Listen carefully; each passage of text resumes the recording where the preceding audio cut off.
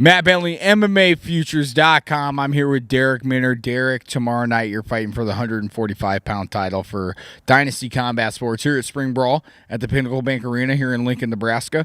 Why don't you tell us a little bit about your training camp? I know you're a gym owner. I know your life is kind of nuts as far as schedule-wise goes, but still you find a way to kind of lock things down and get things done and prepare properly for these fights. So why don't you just kind of tell us what the buildup has been like heading into tomorrow night? Well, first off, I fought March 2nd. So I just went right into camp. I don't believe in fight camps, but I believe in staying ready and training with the best guys you can possibly. So I train at Premier Combat Center every day with my crew there. I come up here and I train Lincoln Brazilian Jiu-Jitsu with Nick Honstein twice a week. I try to make it up here. And then obviously my amateur guys at home. It's better. I feel like as I'm coaching, I'm learning too, so that's good too. And I do my cardio and then practices, and then I'll take off and I go and train for a couple weeks. I stay with Tim Elliott in Vegas and train with 10th Planet Jiu-Jitsu, Coach Casey, Extreme Couture guys, and we also have every day we have a morning practice with some of the best guys in the world in the morning at the UFC Performance Institute every day. So, I mean, I still find a way to get away for a couple weeks and put a good training camp in together. And but I never stop training, so I don't really believe in training camps. I just I love this. That's why I do it. Man, I love that answer that you don't believe in training camps. I know in the past when you were fighting at 135, we worked together a couple times as far as trying to get our weight down and doing some things. Ultimately, we decided that, 145 was going to be the class for you. How do you feel making that change? Like in the middle of a run, the middle of a pro career, going from 135 to 145, what's the differences been like for you? I mean, what's the change? Like, how has the change affected your career trajectory? The biggest change is I don't have to worry about for 6 weeks at a time if I'm going to make weight, no matter if I do everything right 100%. Don't get me wrong, 145 sucks. I'm not a small 145er. It still sucks, man. I still cut 25 pounds, The biggest change is concentrating on what I'm doing, the MMA portion, Concentrating on the fight, concentrating on what I got to do, not concentrate on, let's get in my damn sauna suit for freaking 3 weeks and run, because that's what it took. I should never have been a 35er as long as I was. And, the thing is, we always were like, this is our last guy at 35. But when the opportunities present itself, I'm going to fight. I want to fight the best dudes in the world. So when the opportunity came, was like, hey, do you want to fight this guy at 135? Well, hell yeah, I want to fight that dude. That dude is ranked number 11 in the world. Let's go, And so it was hard to pass up those opportunities at 35. But now at 45, I'm finding all new reign of opportunities. So as a coach and as a gym owner, I want to ask you this. So, you and I have both been around the sport for a real long time. And I know that when I was helping you with your diet, some of the drastic changes that we had to make, I mean, it was tough to make that weight at 135. I mean, you really sacrificed a lot.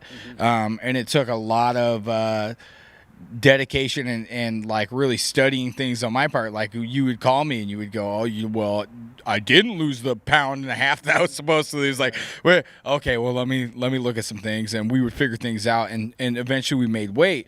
But what would you say to fighters coming up, about the weight classes, about picking a weight class for themselves where they should feel comfortable? I did the same thing as a pro. I fought at 125 once. Mm-hmm. That's ridiculous.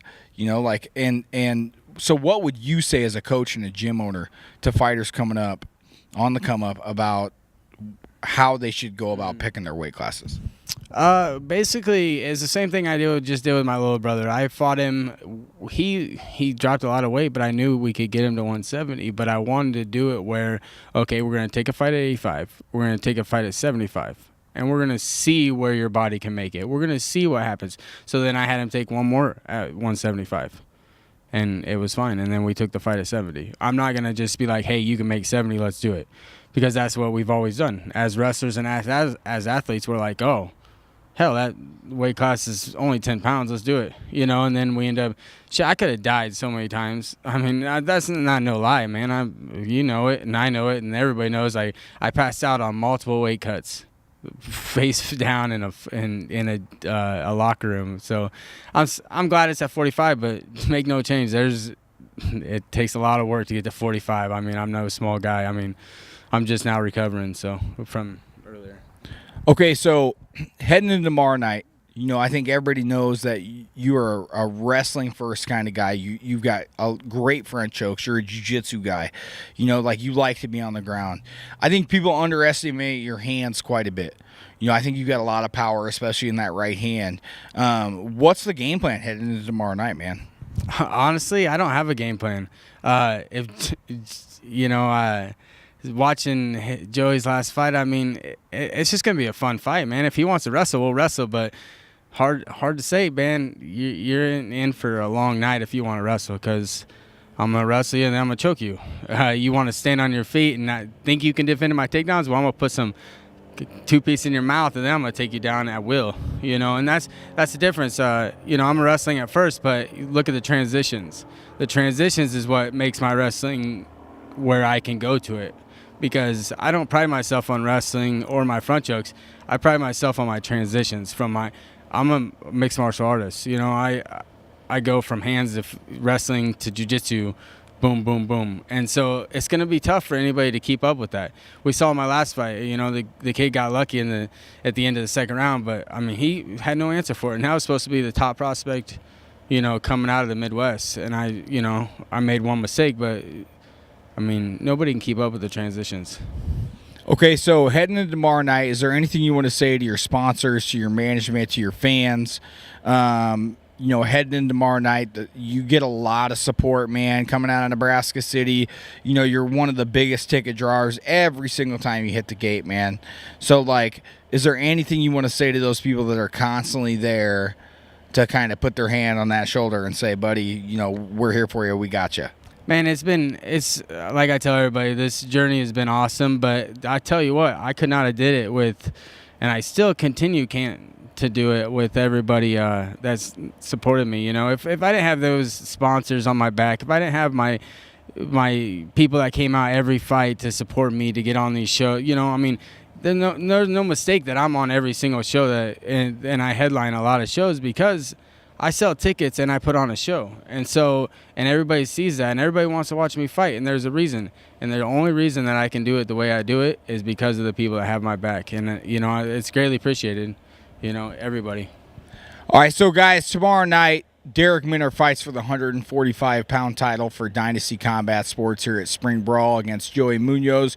Joey Munoz always ultra tough, so it's going to be a super good scrap. Make sure you tune in to Fight TV. Darrick, we've been friends a long time, man. Always support your career. Super excited to watch you scrap tomorrow night, brother. Appreciate it. All right, man. Appreciate it.